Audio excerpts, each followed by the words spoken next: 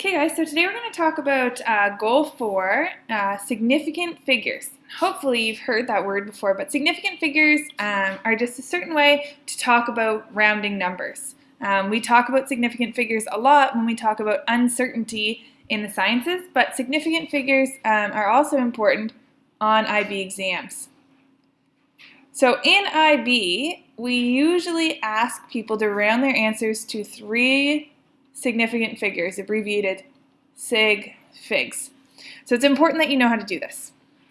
There's a few rules when dealing with sig figs, and just keep these in mind as we work through the examples here. So if I want to write 16,342 to 3 significant figures, I start counting at the first non-zero number to the left. So 1, 2, 3.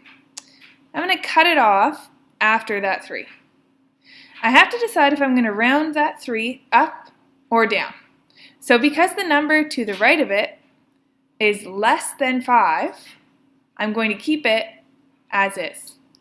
So I've got 16,003, and all I do here is fill the last 2 places with zeros. So if I'm writing 16,342 with 3 sig figs, I'm writing it as 16,300. Moving on to my next example here. 256,820. So I'm starting to count at the first non-zero number to the left. 1, 2, 3. I'm going to cut it off after the 6. Because the number to the right of it, this 8, is greater than 5, I'm going to round the 6 up to a 7. So I have 257, and then I fill these places with 3 zeros, 257,000. Let's take a look at this example.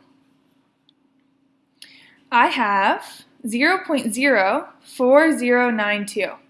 So I'm going to start counting at the first non-zero number to the left. So that's actually going to be the 4, because I have a 0 and then another 0, so I'm going to start counting here.